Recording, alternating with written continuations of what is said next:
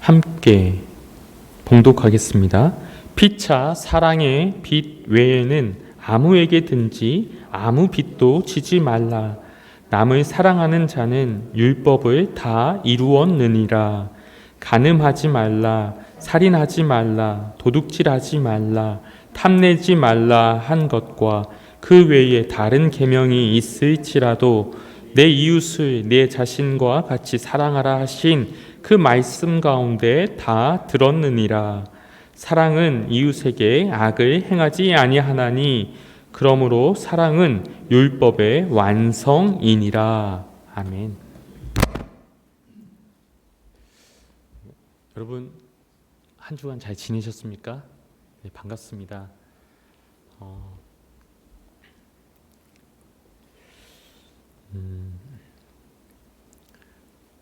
지난주에 제가 휴가 기간을 보냈습니다. 그런데 이제 아내도 주중에는 일을 하니까 따로 어떤 계획을 가지기가 쉽지 않더라고요. 특별한 일정이 없어서 그냥 책을 읽어야겠다 하고 책 2권을 제가 주문을 했어요.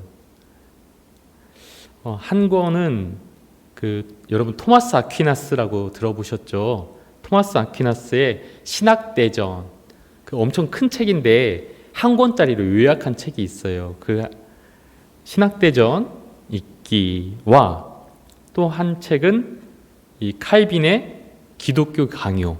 이 기독교 강요도 몇천 페이지가 되는 책이 3권짜리로 돼서, 근데 이제 그것도 한 책으로 요약한 그 책이 있어서 이 책 2권을 주문했습니다.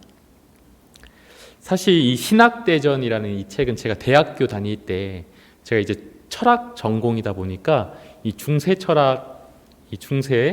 철학을 배울 때 읽었던 그 큰 책을 과제로 레포트를 써야 했기 때문에 그 책을 읽었었고, 이 기독교 강요는 신대원 다닐 때 이 책도 이제 레포트를 써야 할 목적으로 막 A4로 거의 한 70-80페이지 요약해서 이것을 숙제로 냈던 기억이 있습니다. 그런데 두 책 다 사실 어려운 책이었고, 또 그때는 읽어도 다 이해하기 어려웠고, 또 막 레포트 쓰느라 정신 없어서 사실 그냥 무슨 내용인지도 모르고 그렇게 접했었던 것 같아요.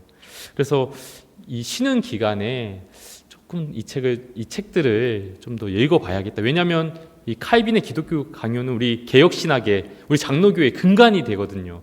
그리고 토마스 아퀴나스는 이 중세 철학의 뼈대이고 또 카톨릭 신학의 근간이 되는 부분이기 때문에 그 책을 꼭 한번 다시 읽어봐야겠다. 근데 너무 방대한 분량은 못 읽고 이 한 권으로 간추린 책을 읽어야겠다라고 생각하고 2권을 주문을 했어요. 그런데 결과적으로 이 휴가 기간 동안 책을 읽지를 못했습니다.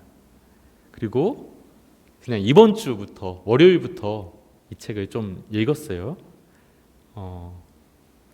읽기 시작했는데 제가 이제 이 칼빈의 기독교 강요라는 이 책을 먼저 이번 주에 읽었어요. 그래서 한 3분의 2 정도를 읽었는데, 이 책을 읽으면서 제 안에 드는 절실한 생각은 내가 얼마나 무지한가, 정말 책을 읽으면 읽을수록 내가 얼마나 무지한가, 이고 또 이렇게 책을 읽을 수 있는 기회를 주신 것이 또 얼마나 감사한가 였습니다. 이 칼빈의 기독교 강요 읽기를 제가 읽으면서 마음에 와닿은 부분 중에 하나가 이 칼빈이 이 십계명을 해설한 부분이었어요. 이 십계명 해설한 부분이 참 여러 부분 중에 또 이 부분이 와닿더라고요. 칼빈은 이 율법에 대하여서 PPT 한번 보시면 이렇게 이야기합니다. 율법을 제정하신 하나님은 영이심으로 육체에게는 물론 영혼에게 말씀하시는 것이다 라고 하면서 기독교 강요가 총 3권으로 이루어져 있는데 2권의 8장의 6절에 이런 말이 있습니다. 율법을 제정하신 하나님은 영이심으로 육체에게는 물론 영혼에게 말씀하시는 것이다. 이 십계명, 이 율법이 육체에게는 물론 우리 영혼에게 말씀하시는 것이다 라고 칼빈은 말합니다. 우리가 보통 율법 하면 인간의 외면적인 것을 다루고 규정하는 것이라 흔히 생각하기 쉽습니다.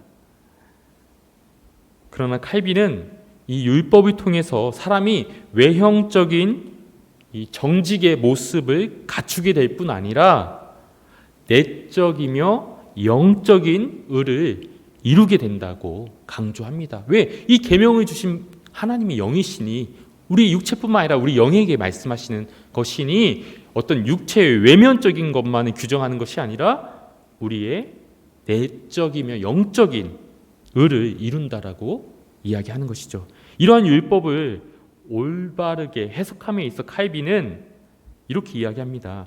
율법 해석을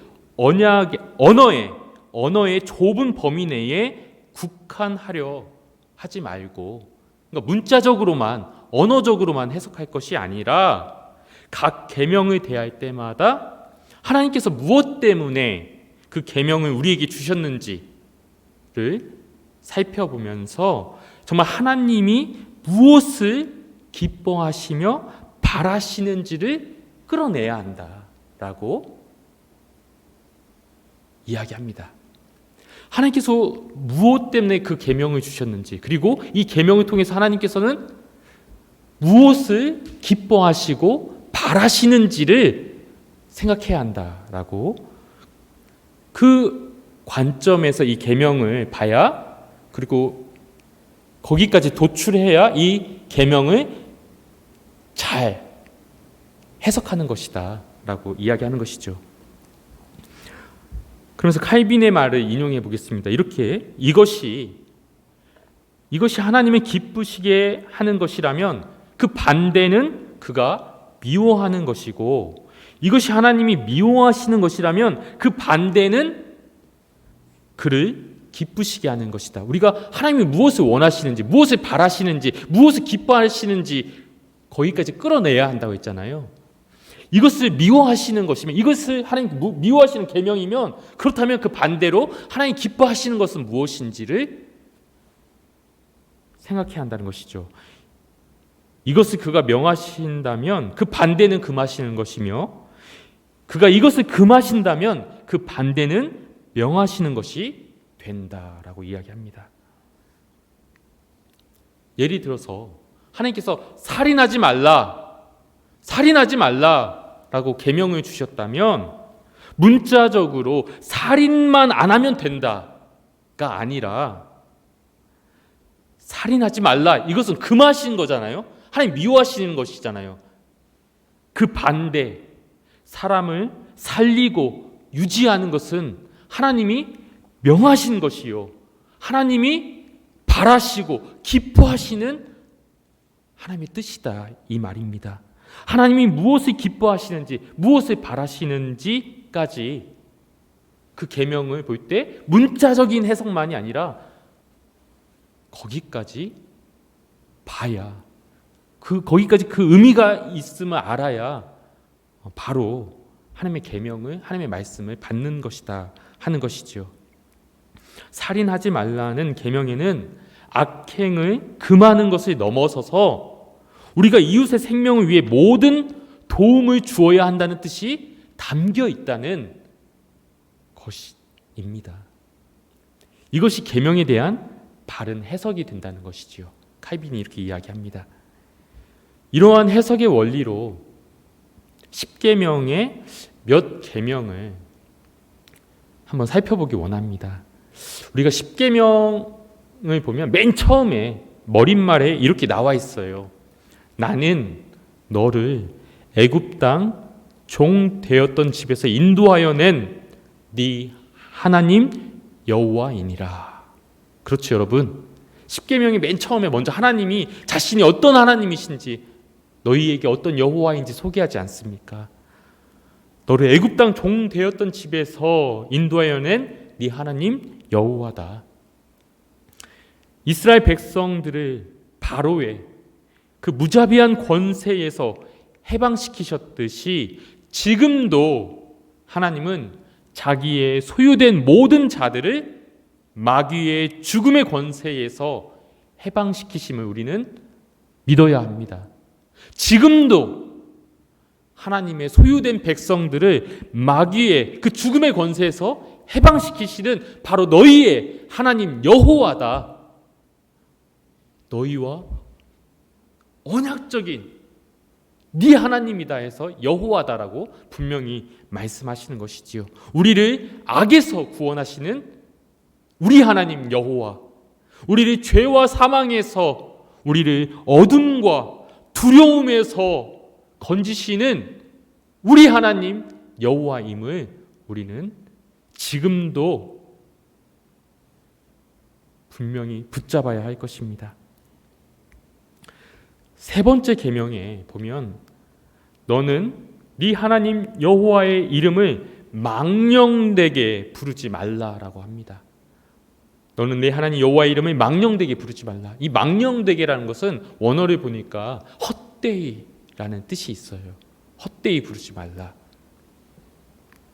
우리는 믿음이 없이 헛되이 하나님의 이름을 헛되이 부르면서 중언부언해서는 안 됩니다.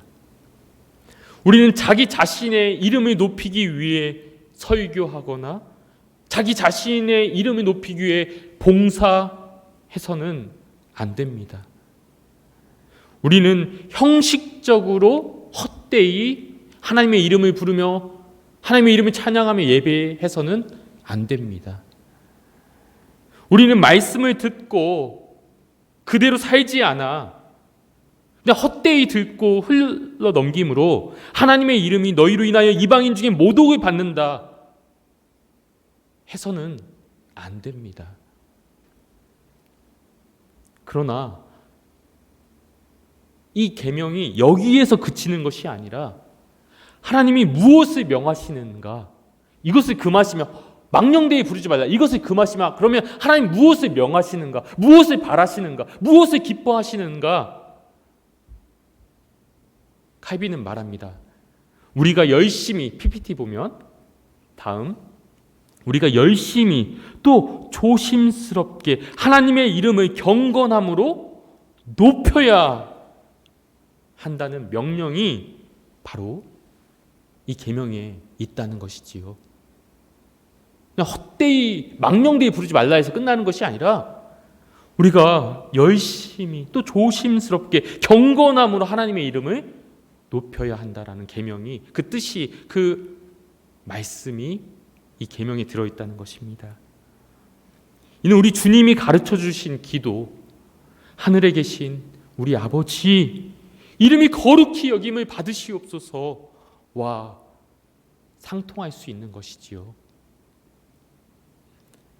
우리를 통하여 우리의 말씀 순종을 통하여 그 말씀이 말하고 있는 바 바로 사랑을 통하여, 우리의 사랑을 통하여 우리와 우리 형제들이, 우리 지체들이, 우리는 하나님께 감사하게 되고 또 하나님의 은혜를 기억하게 되고 생각하게 되며 하나님의 이름을 높이게 되는 것입니다. 제가 지난주 한 지체에 참 사랑과 섬김을 이렇게 경험하면서 오늘 제가 아까 이야기했듯이 그 사랑을 통하여 감사하게 되고 하나님의 은혜를 기억하게 되고 또 하나님의 이름을 높이게 되더라고요. 이와 같이 어떻게 하면 하나님이 무엇을 바라시는가, 하나님의 이름이 높여지는 것, 우리의 사랑을 통하여 하나님의 이름이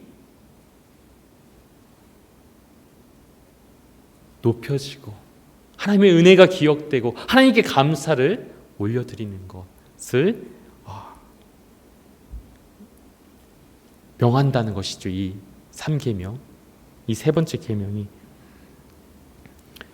여호와의 이름을 망령되이 부르지 말라. 우리 가운데 하나님의 이름이 거룩히 여김 받기를 하나님은 바라시는 바입니다. 다섯 번째 계명에 네 부모를 공경하라 하지요. PPT 보면은 이렇게 이야기합니다. 칼빈은 하나님께서 그의 경륜이 유지되는 것을 기뻐하심으로, 즉 이렇게 하나님이 정하여 주신 질서, 경륜, 부모를 공경하고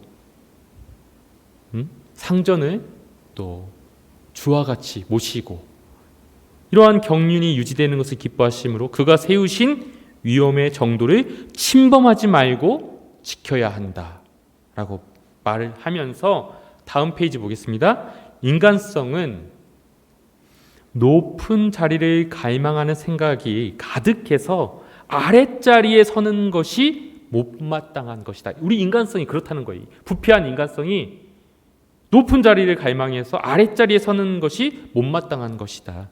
그렇기 때문에 하나님께서는 윗자리 가운데서도 그 본질상 가장, 윗자리 가운데서도 그 본질상 가장 인자하고 남의 시기도 가장 받지 않는 종류를 예로 드신다. 그래서 그 예로 부모를 공경하라. 가장 인자한, 그 윗자리 중에 가장 인자한, 받을 만한, 우리가 납득하기 쉬운, 그래서 부모를 공경하라, 이것을 예로 드신다. 다음, 이렇게 하시면 우리의 마음을 더 쉽게 부드럽게 만들어 복종하는 습관이 생기도록 인도하실 수 있겠기 때문이다. 그러므로 주께서는 가장 용인하기 쉬운 복종으로 우리를 훈련하셔서 점점 모든 합법적인 순종이 습성화되게 하신다. 이해하시겠어요?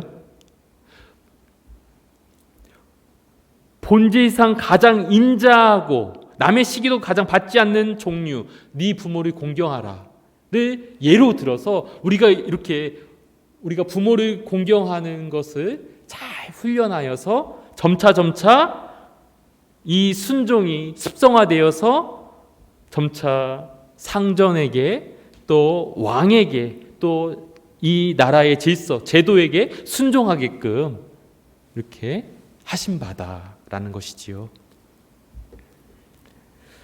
다음 페이지도 보면 우리 아버지, 여기 계시는 우리 최두선 장로님도 아버지잖아요. 그죠? 우리 박영수 장로님 아버지잖아요. 우리 아버지는 이유 없이 이 아버지라는 거룩한 칭호를 가진 것이 아니다. 여러분 아버지, 장경섭 아버지, 우리 아버지가 이유 없이 거룩한 칭호를 가진 것이 아니다. 그러므로 우리는 어떤 신적인 것을 그에게 인정해야 한다라고 말하는 거예요.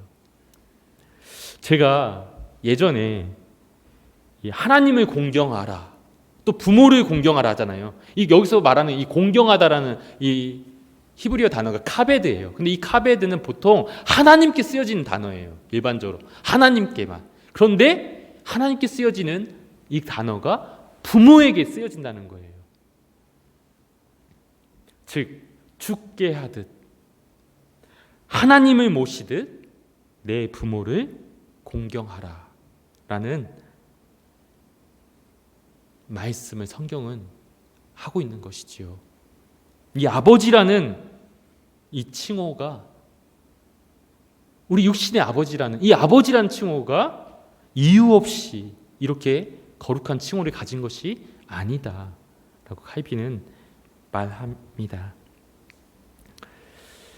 그렇다고 무조건적인 어떤 복종을 뜻하는 것은 아니지요. 에베소서에도 이 칼빈이 에베소서의 6장 1절 말씀도 인용하면서 주 안에서 공경하라 하지 않습니까? 그렇기에 혹 우리 육신의 아버지가 정말 하나님의 뜻에 반하는 그런 것을 주장하고 요구할 때에는 우리에게 또 저항할 수 있는 또 권한이 있음을 칼빈은 명시하고 있습니다. 여섯 번째 계명 보면 살인하지 말라 하지요. 살인하지 말라. 단순히 살인하지 말라에 그치는 것이 아니라 하나님 무엇을 바라고 명하시는가, 기뻐하시는가?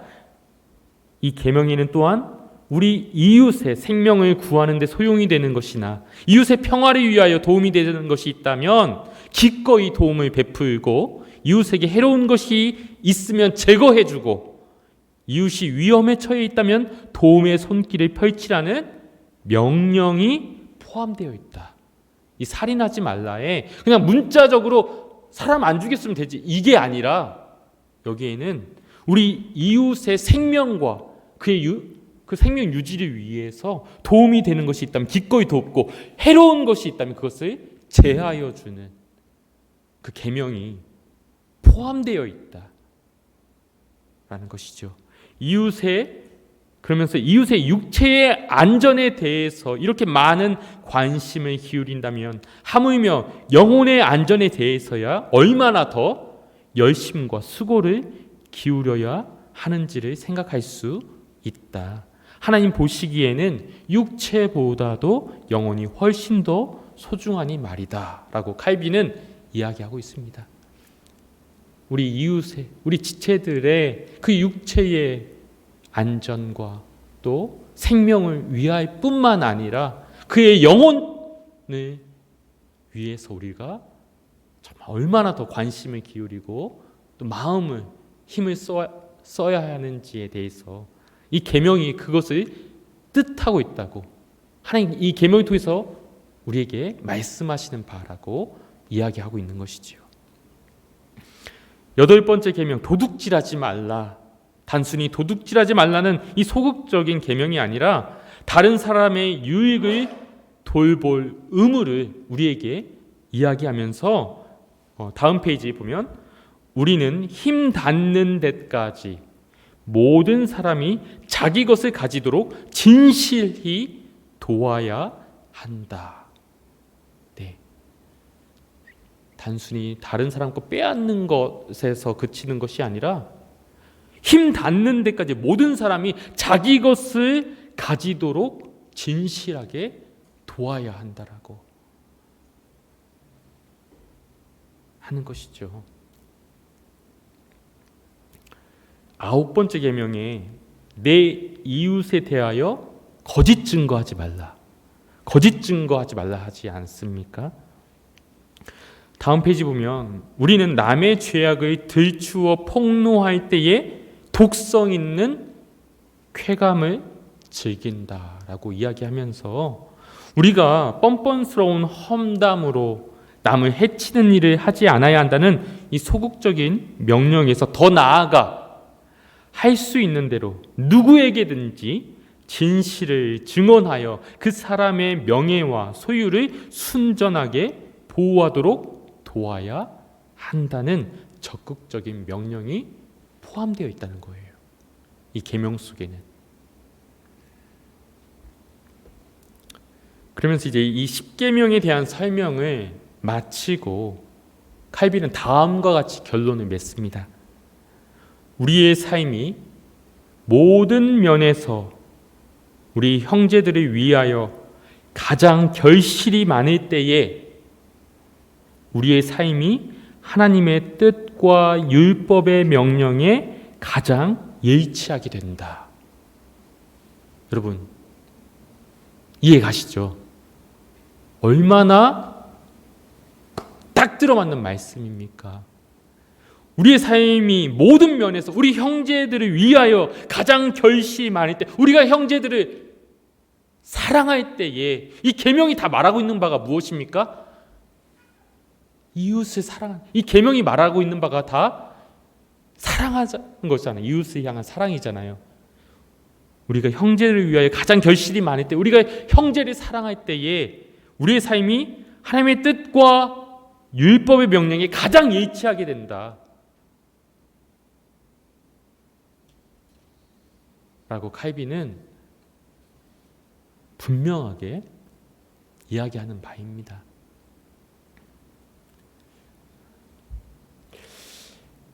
제가 초두에 지난주 휴가 기간에 이야기했지 않습니까? 시작했는데 지난주 휴가 기간 동안 한 주간에 평소와 다른 특별한 경험, 특별한 느낌을 제가 가졌어요. 책을 읽는 것을 뒤로 하고 하루하루 아내와 아이들과 함께 시간을 가지는 것을 먼저 정했습니다. 월요일에는 아내와 또 딸아이와 함께 점심을 먹고 외식을 하고 또 빵집에 가서 빵을 먹으면서 또 여유를 가졌습니다. 화요일에는 저희 동네에 야외 물놀이터가 있어요. 야외. 근데 이제 거기가 유료예요. 무료가 아니라 우리 여기 탄천에도 보면 무료 이렇게 물놀이터 있는데 그런 게 아니라 유료여서 좀 더 크진 않지만 좀 더 시설이 잘 되어 있어요. 좋고. 그래서 멀리는 못 가니까 동네에 있는 그 실외 수영장에 아이들과 함께 또 아내와 함께 다 같이 가서 하루 종일 또 수영을 하고 또 아이들하고 같이 막 물놀이도 하고 또 수영도 가르쳐주고 술래잡기도 하고 막 이렇게 재미있게 또 라면도 끓여 먹고 재미있게 놀았습니다. 또 수요일은 아내가 서울에 있는 그 선능역에 이제 강사 모임이 있어서 시간 되면 저한테 같이 가자고 같이 태워달라는 거죠. 드라이브 하자고. 왜냐하면 둘이 시간 보낼 수 있는 때가 많지 않으니까 선능까지 가는 길에 가고 오는 길에 같이 차에서 이렇게 함께 하자고 해서 선능에 이렇게 태워주고 또 선능에 보니까 또 거기에 릉이 있더라고요. 선능이 있더라고요. 그래서 그 선능에 가서 또 이렇게 산책도 하고 벤치에 누워서 또 소나무도 하늘을 바라보면서 아 이것이 진짜 피서구나 휴가구나 이런 걸 느꼈습니다. 또 다음날 목요일에는 아이들이 물놀이 너무 재밌게 해서 한 번 더 그곳에 또 방문했어요. 그리고 집에 와서 아내가 또 저녁에 수업이 있어가지고 수업 준비하라고 아이들을 다 데리고 마트에 가서 또 실컷 몇 시간 놀고 이제 아내 쉬라고 한 거죠. 또 이렇게 실컷 놀고 저녁 늦게 들어와서 이제 그렇게 좀 아내에게 시간을 좀 혼자 있는 시간을 보내라고 이렇게 해 주었습니다. 그리고 이제 금요일 날은 제가 이제 전주 제 고향에 가서 이제 부모님 뵙고 인사를 좀 드리고 토요일에 올라왔죠. 그렇게 휴가를 보냈습니다. 아이들과 함께 아내와 함께 또 아내가 쉴 수 있도록 평소답지 않게 좀 더 이렇게 배려하면서 아내와 아이들을 먼저 위하였더니 그 어느 때보다도 제 속에 잠잠히 차오르는 기쁨이 있고 또 감사가 있고 또 평안이 있고 사랑이 있음을 느꼈어요. 제가 평소와 달리 이렇게 내 우선순위를 좀 더 뒤로 이렇게 내려놓고 아이에게 또 아내에게 먼저 맞추어서 이렇게 그들의 필요와 그들의 요구를 또 그들과 함께하고 하니까 오히려 제 안에 정말 기쁨이 차오르더라고요. 또 평안이 있고 또 사랑이 있더라고요. 제 안에.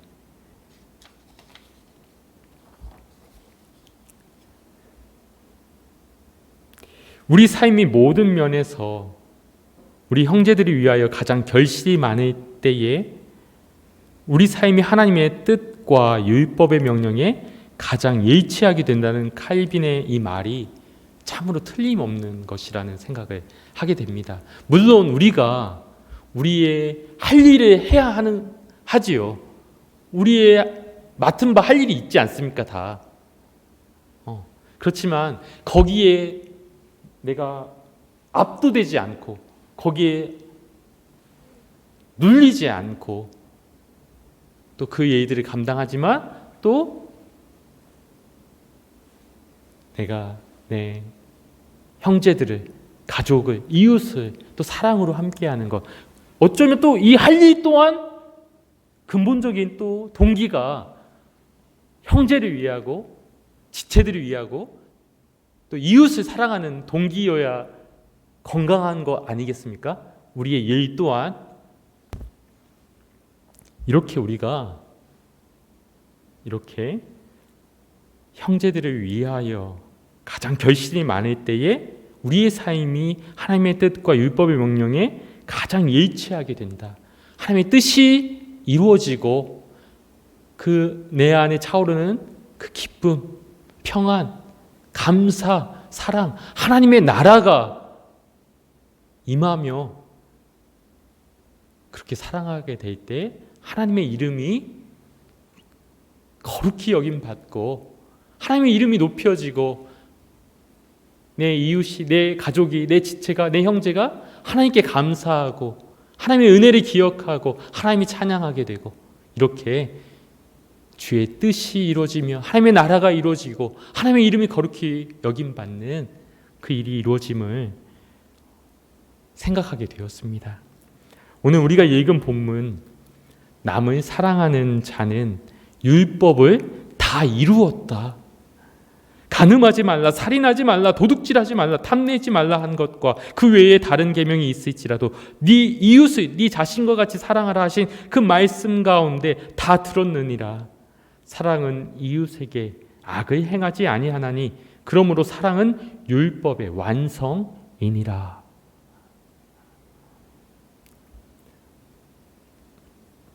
우리가 주의 뜻이 이루어지기를 날마다 기도하지요.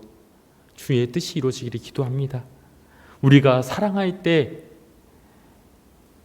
주의 뜻이 이루어짐이고 우리가 사랑할 때 내 속에 차오르는 기쁨과 평안, 하나님의 나라가 임함이며 우리가 사랑할 때 하나님의 이름이 거룩히 여김받는 것임을 우리가 생각하며 우리가 사랑함으로 이 율법, 하나님 우리에게 주신 이 계명, 우리에게 뜻하신 바, 하나님이 바라시고 원하시고 기뻐하시는 바를 우리가 순종하며 살기를, 그러므로 우리 안에 하나님이 주시는 그 거룩한 기쁨과 평안이 넘치기를 기도합니다. 우리 이 시간 함께 기도하겠습니다. 우리 찬양 한 장 같이 부르고 기도하겠습니다. 빈들의 마른 풀같이.